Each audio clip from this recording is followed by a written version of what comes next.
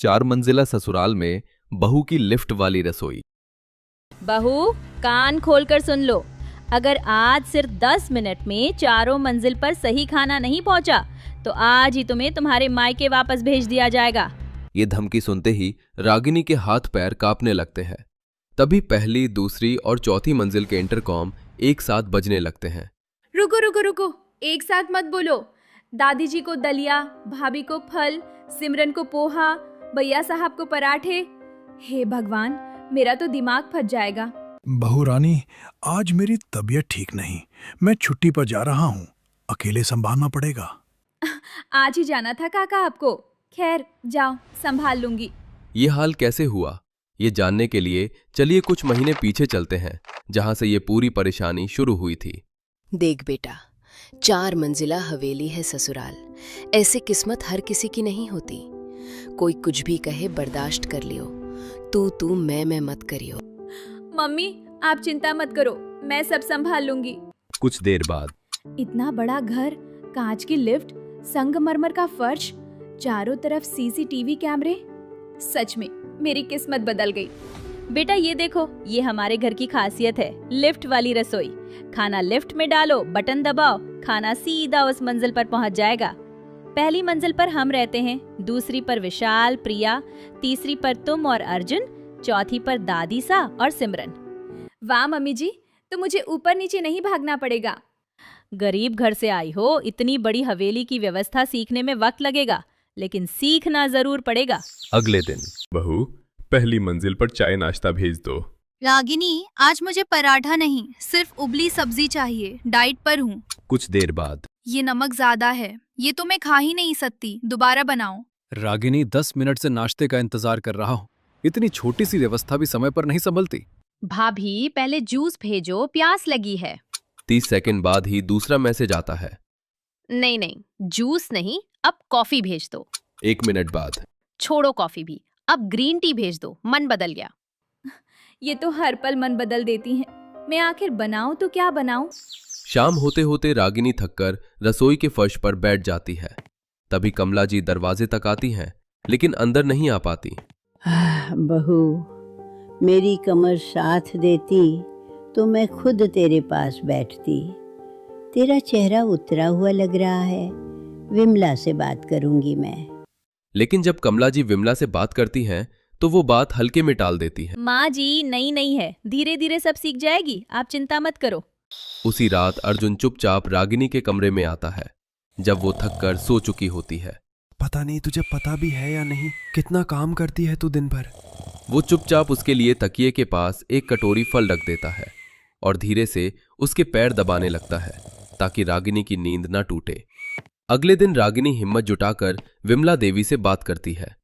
Mummy जी, अगर सब लोग रात को ही अगले दिन का मेन्यू बता दे तो सबका खाना समय पर पहुंच जाएगा। ये सब झंझट की क्या जरूरत है, तुम बस बनाओ जो हम मांगे। उसी दोपहर रागिनी की सहेली कावेरी मिलने आती है। तेरी आंखों के नीचे काले घेरे पड़ गए हैं रागिनी, तूने अपनी हालत घर में किसी को बताई? यहाँ मेरी बात सुनने से पहले अगली घंटी बज जाती है कावेरी। दीदी, मैं भी अब इस घर की बहू हूँ, बताइए मैं क्या मदद कर सकती हूँ? मेरा बेटा, अभी तुम नई हो, आराम करो, रसोई तो रागिनी संभाल ही लेती है। विमला देवी के जाते ही मीरा चुपके से रागिनी की मदद करने लगती है, लेकिन ठीक उसी वक्त विमला देवी वापस आ जाती हैं और दोनों को हाथ में सब्जी पकड़े देख लेती है। ये क्या हो रहा है यहाँ? मीरा, तुमसे तो मैंने साफ मना किया था। मम्मी जी, मैंने खुद ही मदद की पेशकश की थी, दीदी की कोई गलती नहीं है। बस, आज के बाद ऐसा दोबारा नहीं होना चाहिए।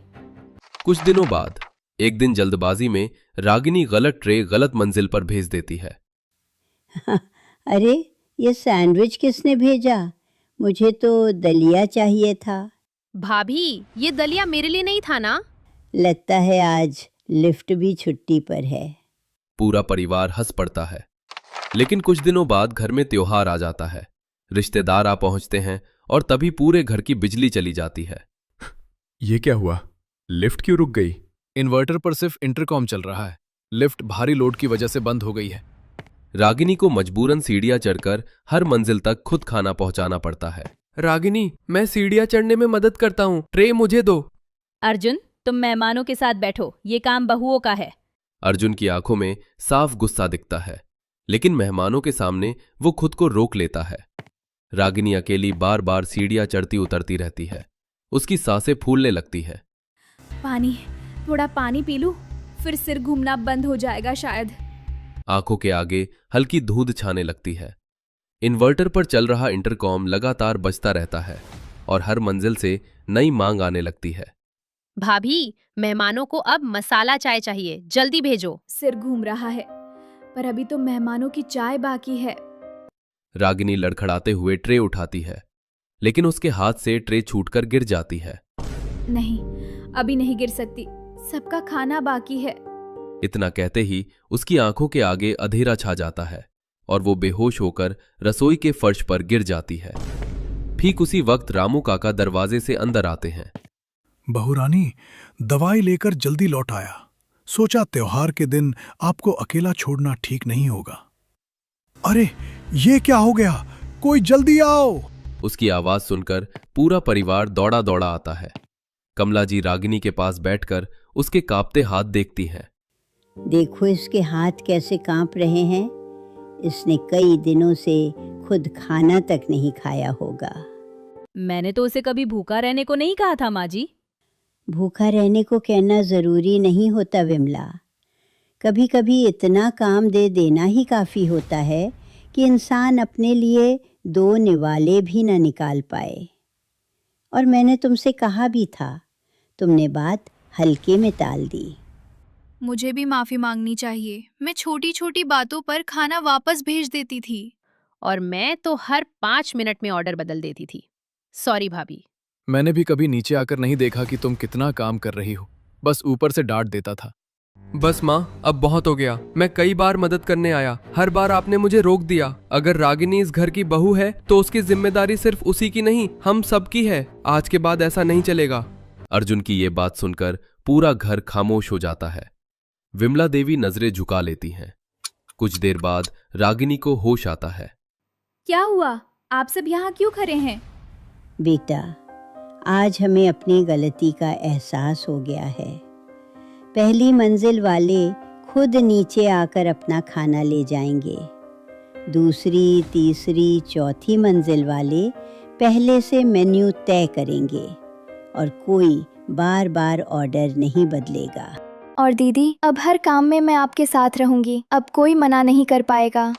7 दिन बाद रसोई का माहौल पूरी तरह बदल चुका होता है। मीरा सब्जी काट रही होती है, अर्जुन चाय बना रहा होता है और लिफ्ट अब सिर्फ जरूरत पर इस्तेमाल होती है।